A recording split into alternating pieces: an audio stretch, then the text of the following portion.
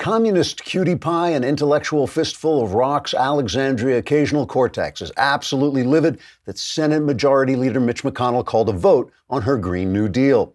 Pounding her shoe on the table until the high heel snapped off and hit her in the forehead, the curvaceous dimwit and sworn enemy of Crash Bandicoot said, quote, "With death hanging over the whole world, like something really bad hanging over something very big, the Republicans are making a mockery of this terrible crisis by interrupting our virtue signaling in a blatant attempt to force us to take action. Even as we speak, factories are spewing iPhones and macaroni and cheese boxes into the atmosphere at record rates. And between December and August alone, the average temperature rose almost 40 degrees. If this trend continues, by the time December rolls around again, by my calculation, it will be almost 120 degrees every single day, unless some amazing miracle occurs to make the temperature go down again like it did last year." Unquote. In a 57-0 vote, 3 Democrats joined Republicans in voting against the proposal. 33 Democrats voted present. 9 Democrats weren't sure they were present and wanted to see the polls first. And Bernie Sanders voted to, quote, "have Mitch McConnell shipped to the gulags and worked to death like we used to do in the old days," unquote. Meanwhile, a furious AOC demanded a recount, saying 57-0 was much too close to call. She told reporters, quote, "With unemployment rates so low because people are dying from the water in Flint, Michigan, and the stock market rising because everyone is trying to sell off before the end of the world, we all must stop having children to ensure a better future," unquote. Voters in Dr. Neocortex's district said her statement was indicative of her complex intellectual vision or her use of black market hallucinogens. And either way, they would reelect her because they could use the laughs. Trigger warning, I'm Andrew Klavan, and this is The Andrew Klavan Show. I feel hunky-dunky, life is tickety-boo. Birds are winging, also singing hunky-dunky-doo. Ship-shaped, ipsy-topsy, the world is zippity-zing. It's a wonderful day, hurrah, hooray! It makes me want to sing. Oh, hurrah, hooray! Oh, hooray, hurrah! So when big events happen, a lot of ink gets spilled. Writers are pretending to analyze the situation, but actually they're pushing their point of view, hoping it will shape the minds of the people. In reality, it takes a few years before we can really tell whether a turning point is a turning point or just a bend in the road. This week, a 2-year attempt to overturn an election through unjustified federal investigation and media lies came a cropper when a special counsel found there had been no crime to investigate in the first place. To my mind, this was not just an indictment of the media Democrat complex and its hostile coverage of Trump, but an even worse indictment of their lack of coverage of Obama, a lack of coverage that made Obama invisible like Gollum in Lord of the Rings, so that like Gollum in Lord of the Rings, he felt free to become more and more corrupt until he had transformed our federal government into a Chicago-style Democrat machine, just like the one that just wangled Jussie Smollett off the hook. But there's another angle to this as well. The collapse of the collusion canard is a justification of the feeling of the voters in the middle of this country that the so-called elites on the coasts are not deserving of their self-bestowed elite status. Their ceaseless attacks on this country as racist and phobic and small-minded are not just an expression of arrogant contempt for the common man, but also an attempt to shame their critics into silence in order to disguise their own incompetence, corruption, and indifference to the fate of the rest of us. The people receive that message loud and clear. Trump is the answer they sent back. Only time will tell whether the elites will now finally start to listen. We're going to talk about this more, but first we got to talk about calming comfort. You know, when you're awake all night, you really want to be comfortable. Calming comfort is a weighted blanket that it's actually designed to make it feel like you're being hugged. I have put it on my blanket. It does relax you. There's just no question about it. It even helps me sleep on occasion, though I don't sleep much. It promotes a sense of calmness and relaxation, which will either give you a more restful sleep or just make you feel better when, like me, you're staring up at the ceiling through the dark. Calming comfort applies an even amount of pressure over your body to help the production of serotonin and melatonin, simulating deep touch pressure stimulation. The Calming Comfort weighted blanket comes with a 90-day, anxiety-free, stress-free, best night's sleep of your life guarantee from Sharper Image. Right now, just for our listeners, you can go to calmingcomfortblanket.com, use promo code Andrew at checkout to receive 15% off the displayed price. Again, that's calmingcomfortblanket.com, promo code Andrew. And because you can't put a price on a great night's sleep, go online now at calmingcomfortblanket.com and use promo code Andrew for your special discount today. All right, we have Jenna Ellis will be with us in the studio. I know everybody loves to see her. Also, by the way, if you go to cinderq.com, cinderq.com, that's Cinder, C-I-N-D-E-R, and then the letter Q.com. It's a new magazine, and they have a short story by me up there called Goodfellow, which I think you'll like, and it's free.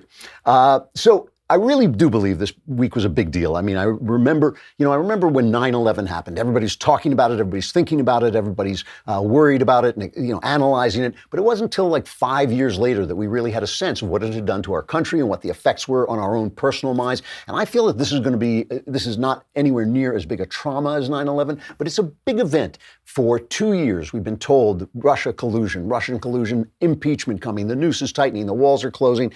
And now suddenly it disappears. And I think this is going to have an effect on the electorate, on the atmosphere in the country, on the media, on everything, whether they like it or not. I think it has exposed the media. It has exposed their coverage of Trump, certainly. But also, as I said, I think it was yesterday, it also has exposed the Obama administration. The fact is that what is so corrupt about the mainstream media is not that they cover Republicans so harshly, it's that they don't cover Democrat malfeasance really at all. And in the case of Obama, the color of his skin basically mesmerized them with their racist ideas of intersectionality and affirmative action and all these ideas that have polluted their minds with racism.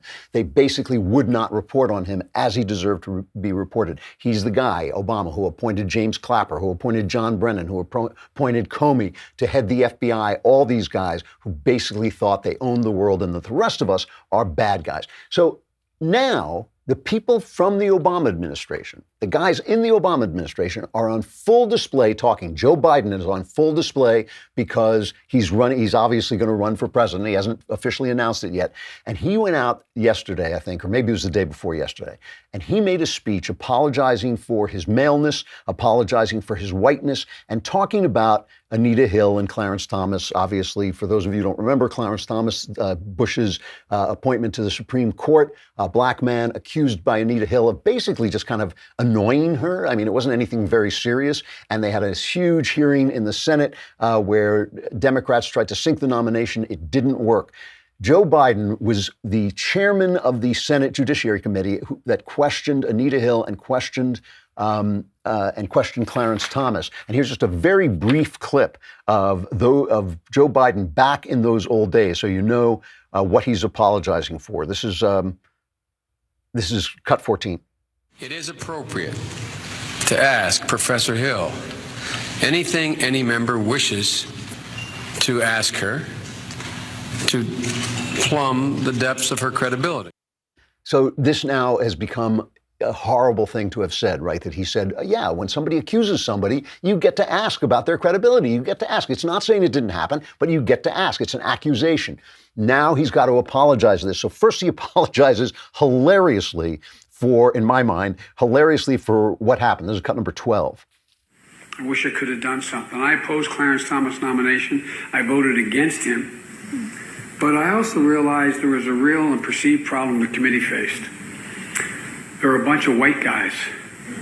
No, I mean it sincerely. A bunch of white guys hearing this testimony in the Senate Judiciary Committee.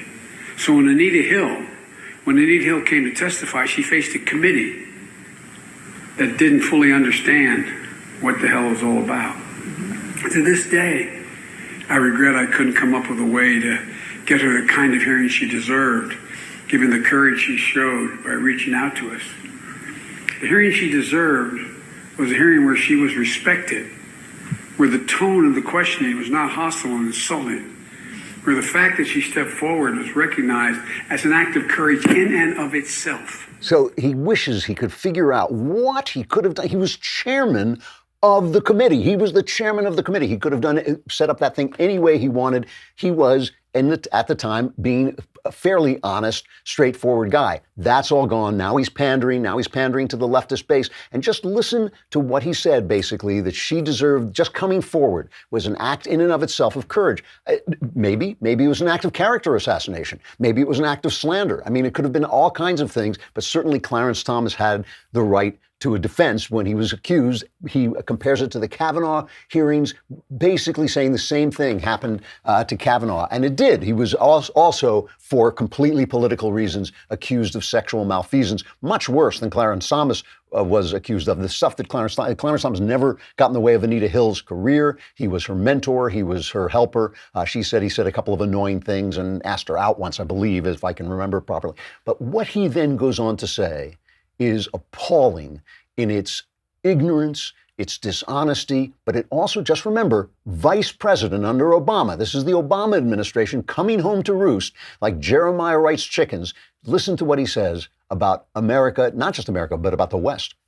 Folks, I realize I get a little too passionate about this sometimes, but we all have an obligation to do nothing less than change the culture in this country. That's just the laws. We change the laws. Change the culture. The culture. You all know what the phrase rule of thumb means? Where it's derived from? In English common law. Not codification, common law.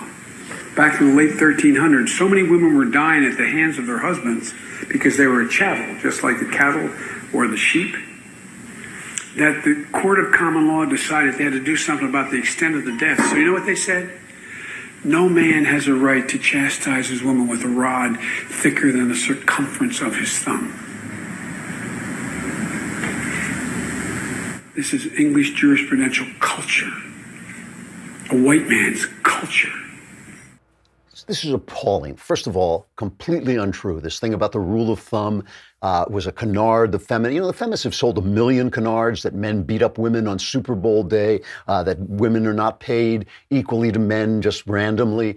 This is one of the many that women and men are the same. They sold that one for a long time until science basically overturned it.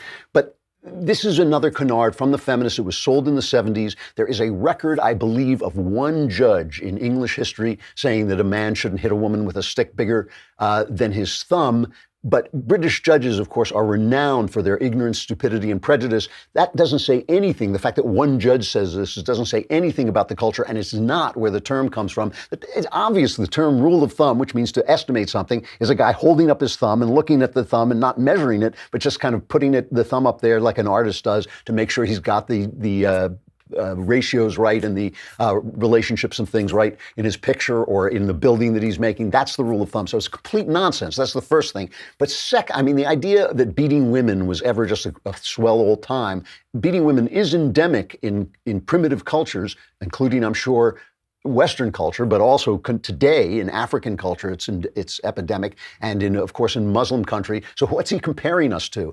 He's comparing us to the countries that didn't figure out that it's not such a great idea to punch your girlfriend. That's ridiculous. And he's talking about British American jurisprudence as white man's culture.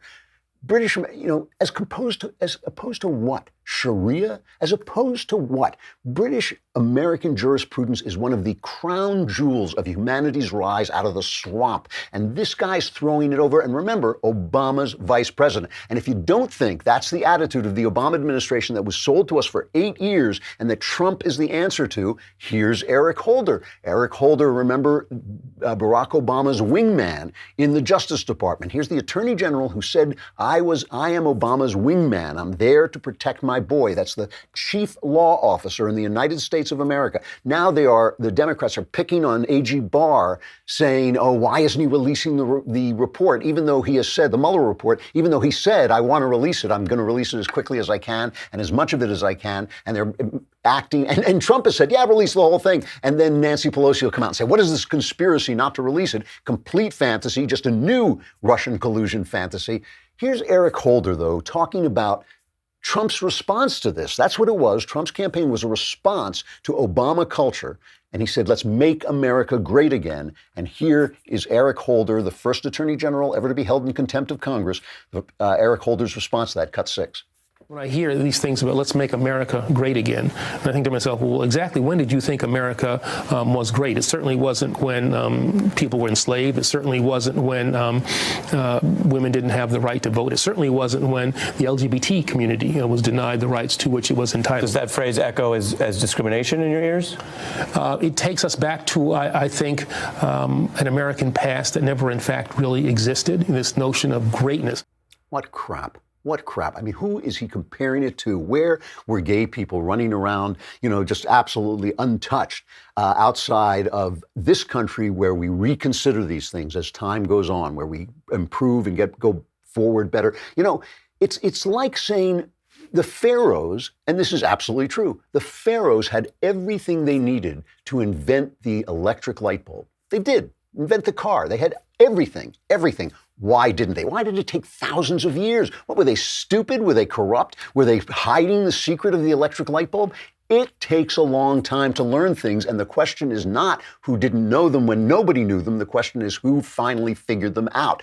But he wants you to be ashamed. He wants you to be ashamed. Remember the Obama apology tour? When he went around to the homes of tyrants and basically said, oh, America, we're arrogant. We really treated you arrogantly. To tyrants, to people who stepped on the necks of their people as opposed to the free lives we still live here. And Obama went around and apologized. And this guy still thinks that that is the thing to do. And he may run for president as well. And here's what he thinks should happen to you, my friends. You must be re-educated as they did in the Soviet Union. There's got 7.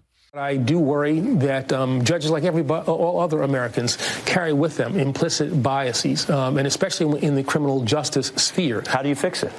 Well, you certainly have to have training. You have to make people aware of the fact that they do carry these biases, and make them understand that, if you see an African-American defendant in front of you, that's going to probably trigger things in your mind, unconsciously, subconsciously, and you're perhaps going to treat that person differently than somebody who shows up in a tie and has, a great lawyer that they have paid for.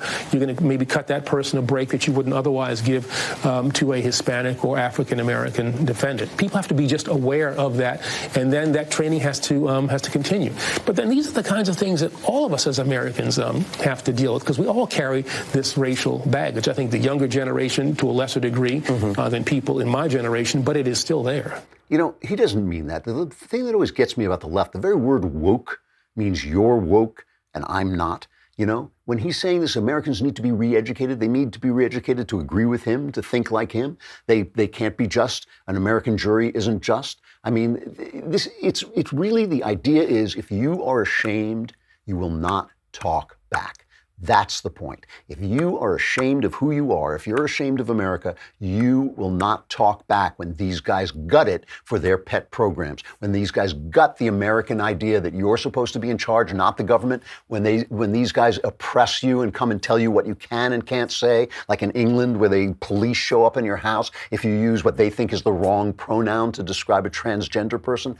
If you protest against that, that's on you. You should be ashamed. If you're ashamed, if you're afraid, if you know you're going to be punished for saying what you believe, then you will keep quiet while the elites seize power. And if you don't think that these guys are so arrogant that even being exposed as what they did, investigating a president, the opposition campaign of a president on the basis of Oppo research paid for and gotten through the Russians, paid for by Hillary Clinton, gotten through the Russians, but they think, oh no, it's absolutely fine. James Comey is on TV doing an interview, and he has learned absolutely nothing. This cloud of sanctimony this guy walks through. I mean, it's kind of like a drug he's on. It's like, you talk to people who are on antidepressants and their eyes are a little glassy. He's on the drug of just pure self-righteousness. So he comes out and says, oh, no, we had to do this. Think of what it would be. I love this. I love this argument. Think of what it would be if it had been Obama. This is cut number 3. Close your eyes. Again, change the names. Let me make one up for you. The Iranians, this is totally made up, the Iranians interfere in the election to help elect Barack Obama because they think they'll get a better nuclear deal from him. And during that election, an Obama aide meets with the Iranians and talks about the dirt they have that will help Obama get elected. And the FBI finds out about that. We should not investigate that? And then President Obama's national security advisor lies to the FBI about his contacts with the Iranians. And then the president, Obama, asked me to drop an investigation of that and then fires me and says, I was thinking of the Iranian thing. And then he invites the mullahs to the Oval Office and tells them that FBI director was a real nut job. I lifted a lot of pressure by firing him. Who on earth doesn't think the FBI should investigate that? So the hypocrisy is revealed just by changing the names. The FBI did what it absolutely had to do. The American people should be glad it's there and proud of it. And the rest is just lying and noise. Let's think about that for a minute. Fair enough. Let's think about it because I've made the same point. Let's change the names.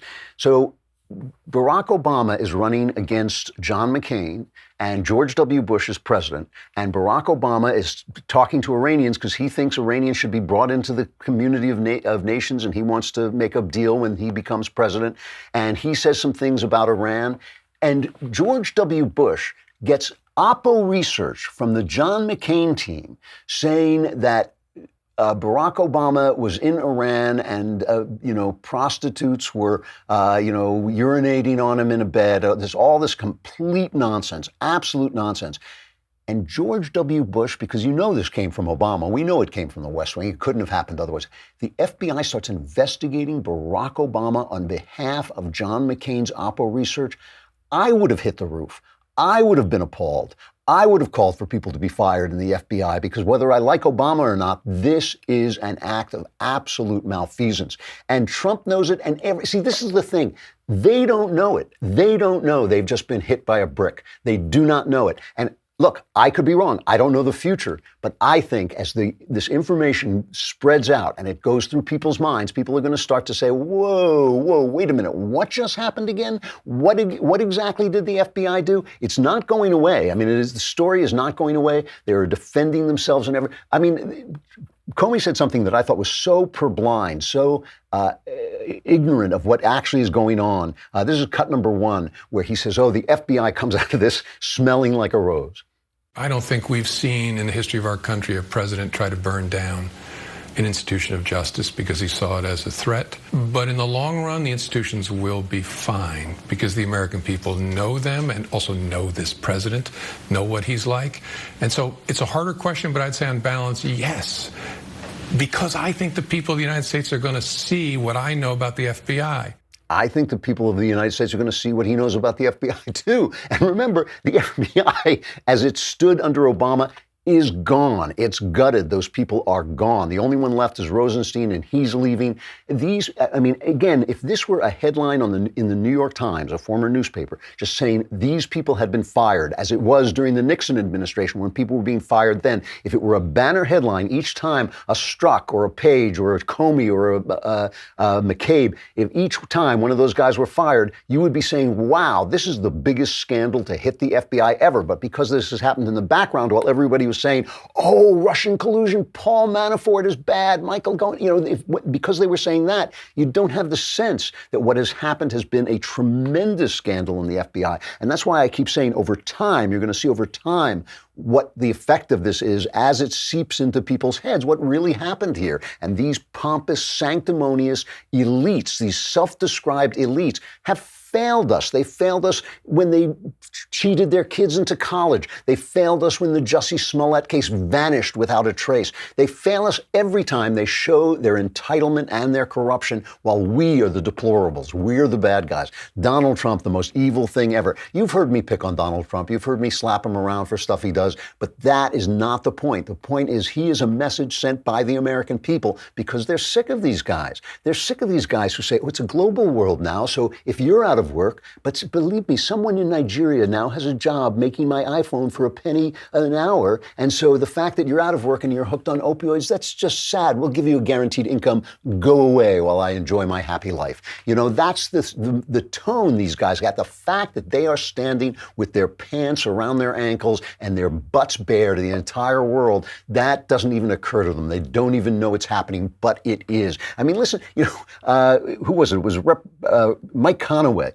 Called publicly in the chamber for Adam Schiff to resign. Here's Conaway. Your willingness to continue to promote a demonstrably false narrative is alarming. The findings of the special counsel conclusively refute your past and present assertions and have exposed you as having abused your position to knowingly promote false information.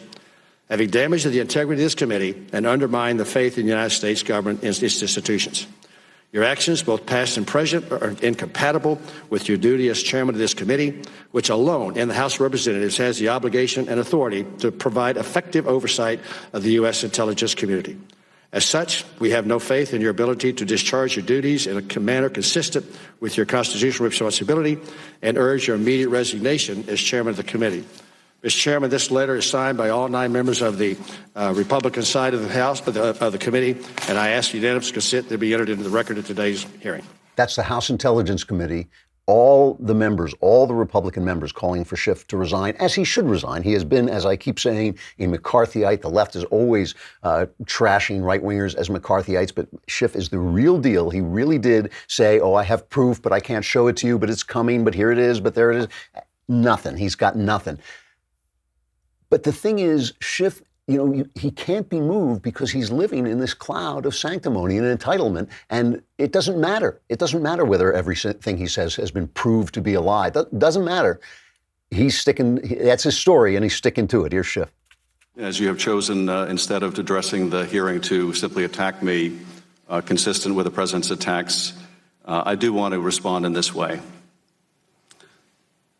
My colleagues may think it's okay that the Russians offered dirt on the Democratic candidate for president as part of what was described as the Russian government's effort to help the Trump campaign. You might think that's okay, but I don't think it's okay. I think it's immoral. I think it's unethical. I think it's unpatriotic. And yes, I think it's corrupt and evidence of collusion. Now, I have always said that the question of whether this amounts to proof of conspiracy was another matter. Whether the special counsel could prove beyond a reasonable doubt the proof of that crime would be up to the special counsel, and I would accept his decision, and I do. He's a good and honorable man, and he is a good prosecutor. But I do not think that conduct, criminal or not, is okay. And the day we do think that's okay is the day we will look back and say that is the day America lost its way.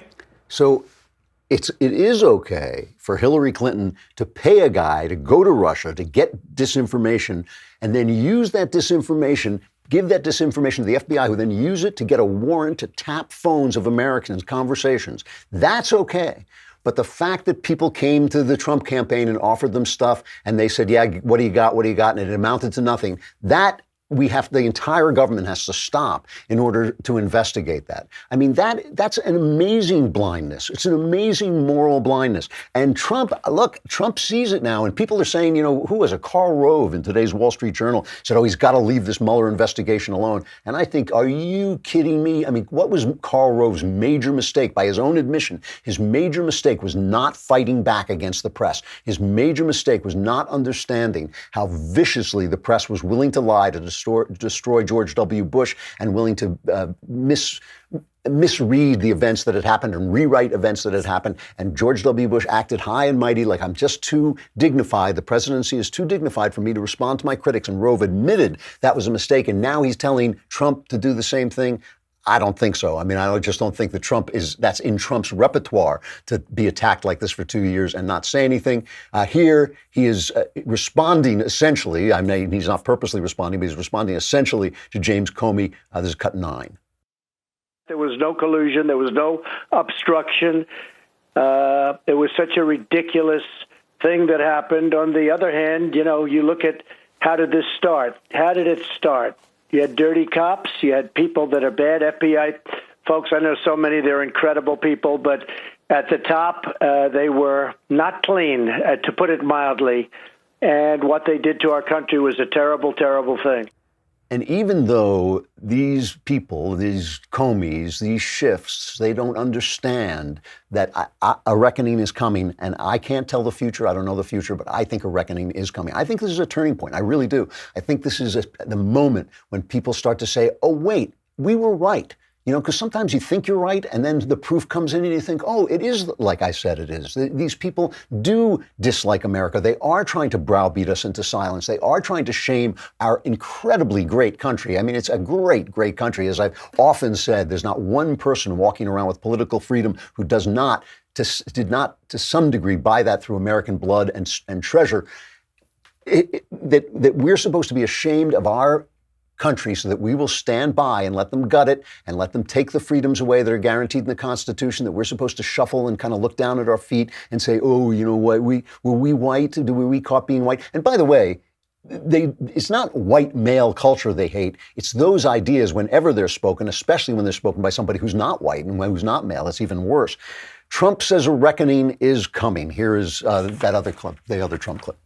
I have plans to declassify and release. I have plans to absolutely release. But I have some very talented people working for me, lawyers. And they really didn't want me to do it early on. Devin Nunes, by the way, and Meadows, and you look at Jim Jordan, and so many of the people they worked so hard. And a lot of people wanted me to do it a long time ago. I'm glad I didn't do it. We got a great result without having to do it, but we will. One of the reasons that my lawyers didn't want me to do it is they said, if I do it, they'll call it a form of obstruction. So they'll say, oh, you released these documents. So we would make all of this information transparent. You know, in politics, you always hear transparency. Would make it transparent, and then they'd call it obstruction, knowing the people we're dealing with. So, frankly, I thought it would be better if we held it to the end. No, but at the right time, we will be absolutely releasing. So Trump says a reckoning is coming.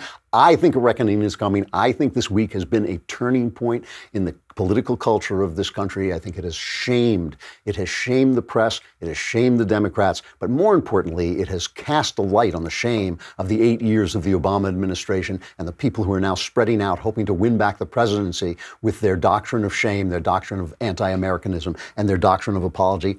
I don't think so. I don't know the future, but I don't think it's going to work that way. Hey, coming up tonight, 7 p.m. Eastern, 4 p.m. Pacific, tune in to our next episode of Daily Wire Backstage. The God King himself, Jeremy Boring, will be lowered from the ceiling as if he could fly. I'll be there, Ben Shapiro, Michael Knowles, and this week's special guest, Matt Walsh. I actually had a long conversation with Matt Walsh, more words than I've ever heard him speak in a row when he's off the air, and it was great. He was wonderful to talk to, and I look forward to talking to him tonight about politics, culture, and of course, the answers that will fix your life for the better. As always, only Daily Wire subscribers get to ask the questions, and if you subscribe during tonight's live stream, you'll be automatically entered to win a visit to Daily Wire to sit in on a future episode of Backstage. That's second prize. First prize is you don't have to come. Meet all of us, watch the show. It's a great experience. It really is. And so subscribe to Daily Wire tonight during the live stream and be automatically entered to win the sweepstakes. If that ain't tickety-boo, I don't know what it is. All right. We have Jenna Ellis right here in our studio. We are so honored. I'm embarrassed. I should have cleaned. Jenna Ellis is a constitutional law attorney. She is a contributor to the Daily Wire. And now, newly, you are a Trump 2020 advisory board member. Congratulations. Yes, thank you. Very exciting. What does that mean? What does that entail? Yes, so I get to go on Fox News here, a lot of different places, and basically am a spokesperson for Trump 2020. And no kidding. Yeah. That's congratulations. Thank you. That's great. Can I ask you a serious question about this? All right. This is putting you on the spot a little bit, but I really... Shocker that you would do that to me. Yes. but anyway, by the way, it's great to see you. It really is. It's nice to have you actually here. Yes. Love. Yes. You know, you've always been a Trump supporter, yes. So you're not changing your tune in any way, shape, or form. But before, if I had asked you about something, you might have said, well, yeah, Trump didn't quite get that right or something. Now you're kind of constrained in this. You have to speak, you're speaking for the Trump campaign. Is that will you feel that at all as being hobbled, or are you enough of a Trump supporter where you feel like this is where I stand? Well, honestly, I think that he has enough of a track record that I've never had to come out and say I disagree with some policy or something so strongly.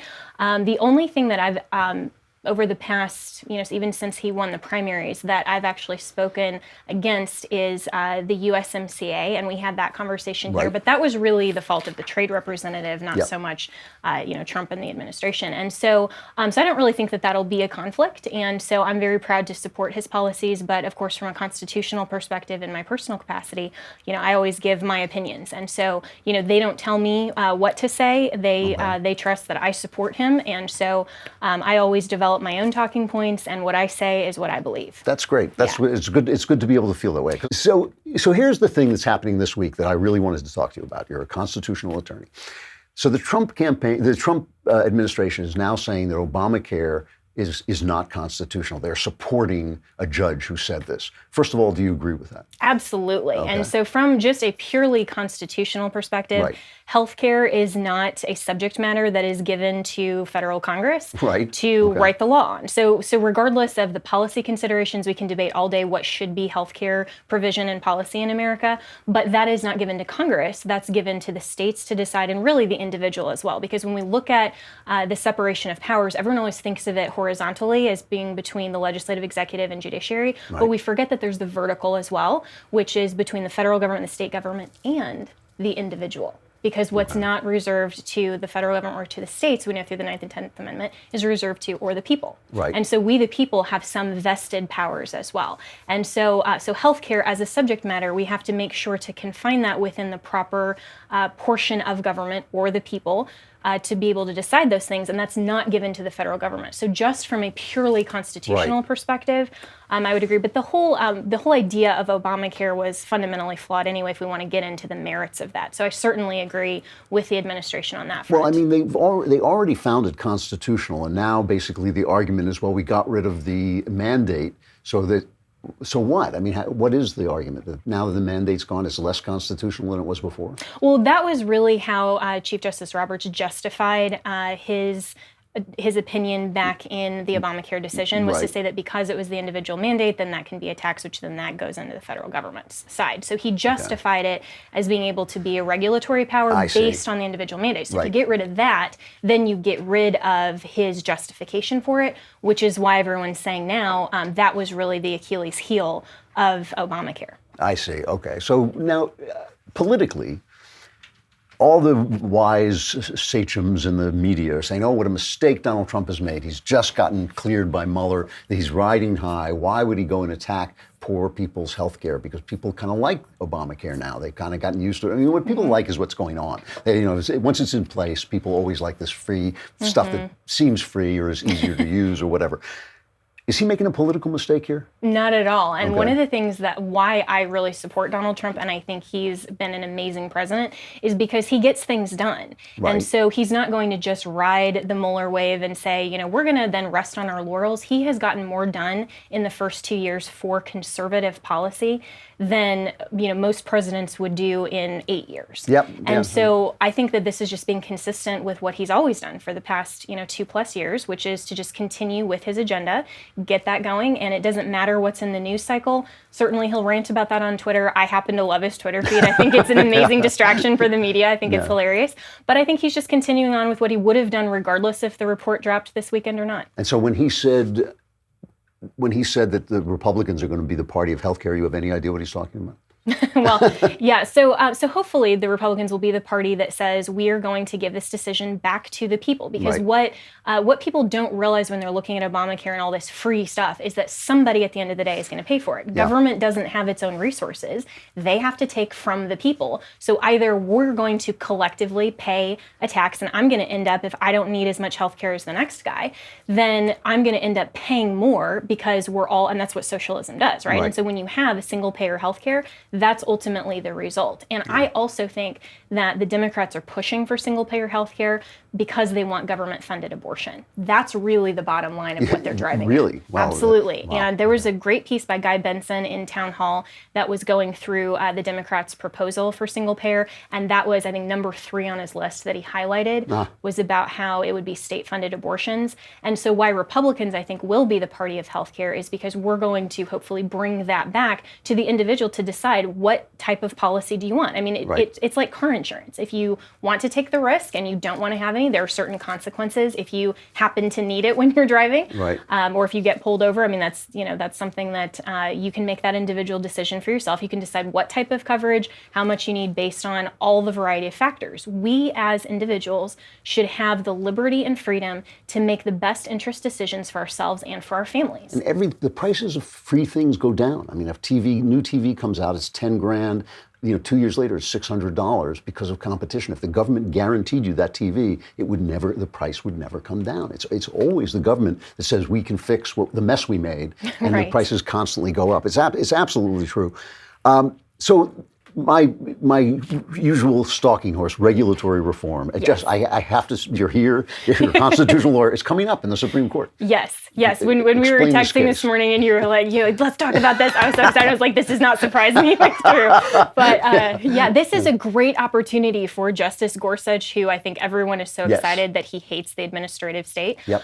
This is a great opportunity for the court because this particular case is looking at the administrative state in this particular case, the Veterans Department, that they are interpreting the definition of basically what is relevant to a case. So imagine if you and I are opposing parties in a lawsuit, and I get to determine for the court and for the judge what is relevant evidence that you get to bring in. Okay. How is that fair to you? Right. So that's basically what the vet decided. Okay. And so this sets up a perfect scenario where the Supreme Court can say, that is fundamentally unfair. That should not be one of the parties. It's crazy. That should be the justice system. That should be the judge determining relevance. Right. And then that can open up this whole idea of why is the executive branch, why is the administrative state not only setting their own policy and regulation, but then they are determining their own definitions? That's preposterous. Okay. I got to stop, but who's going to win the Democratic nomination? I really hope that there is somebody else that comes out that I don't just laugh at or call an idiot on Fox News because they're all going so progressive left. So far left. They are stumbling over each other. Even Joe Biden, who everybody's like, he'll appeal to the moderates. He is trying to disclaim his age, his race, and his gender. I know. It's amazing. It's ridiculous. He's appealing to the far progressive left, and I think that is just going to be laughable. Well, he should just identify as a young black woman and just say, you can't tell me I'm an old white man. And that might resonate with AOC's fans, So maybe that's Biden. You heard it here first from Drew. That's how you'll be a challenger. I gave him the key to the White House. But I don't know. I think Kamala Harris right now is the one I worry about. She's smart and she's got all the identity credentials and all that. The identity politics. Yeah. I think if anything, she would be a candidate and a front runner for the VP position. I don't know that she'll get the ticket on her own, which I think is interesting that so many of the male candidates are just saying, we're going to pick a woman. Of course. Yeah. That to me is it's monolithic, but it's also saying what a woman isn't actually the best qualified. It's incredibly patronizing. Oh, absolutely. The whole intersectional system is just bigotry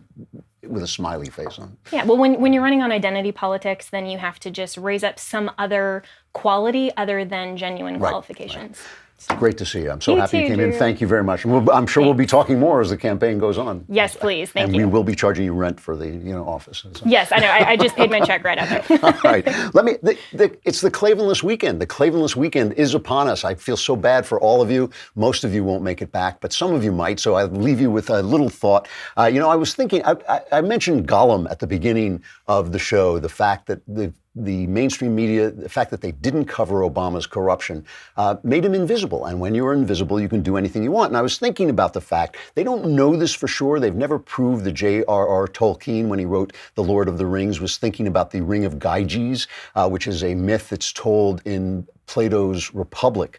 Is really a good story, too. It's about this guy, he's in a cave, and there's an earthquake, and it opens up, and he finds a bronze horse with a corpse inside. I mean, it could be a movie. And on the corpse is a ring, and he takes off the ring, and he puts it on, and he finds when he turns it a certain way, he becomes invisible. And it is the ring from Lord of the Rings.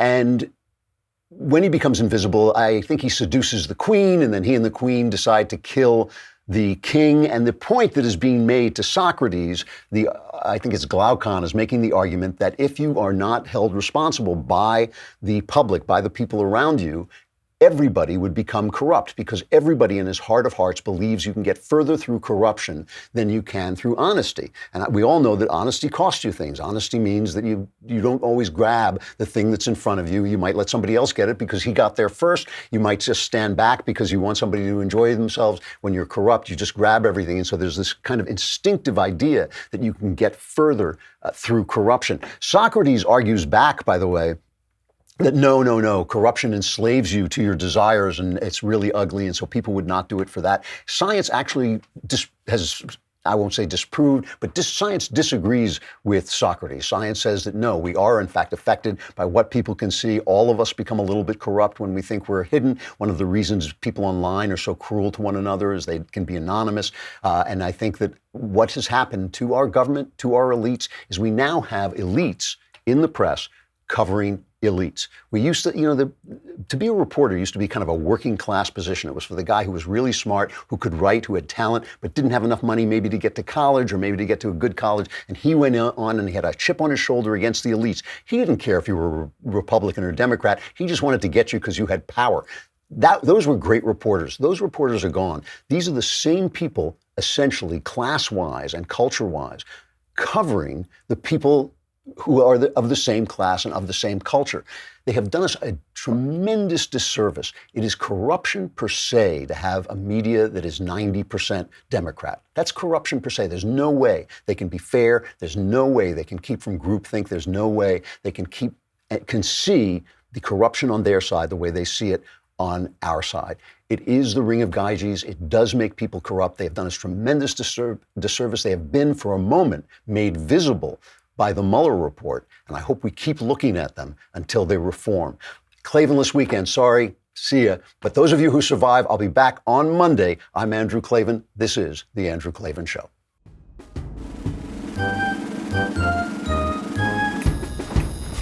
Oh, hooray, hurrah. The Andrew Klavan Show is produced by Robert Sterling. Executive producer, Jeremy Boring. Senior producer, Jonathan Hay. Our supervising producer is Mathis Glover, and our technical producer is Austin Stevens. Edited by Adam Sayevitz. Audio is mixed by Mike Cormina. Hair and makeup is by Jesua Alvera. And our animations are by Cynthia Angulo. Production assistant, Nick Sheehan. The Andrew Klavan Show is a Daily Wire production. Copyright Daily Wire 2019. Today on The Ben Shapiro Show, The Economist sees that my new book, The Right Side of History, hit #1 on the New York Times bestseller list, so they called me alt-right. That's today on The Ben Shapiro Show.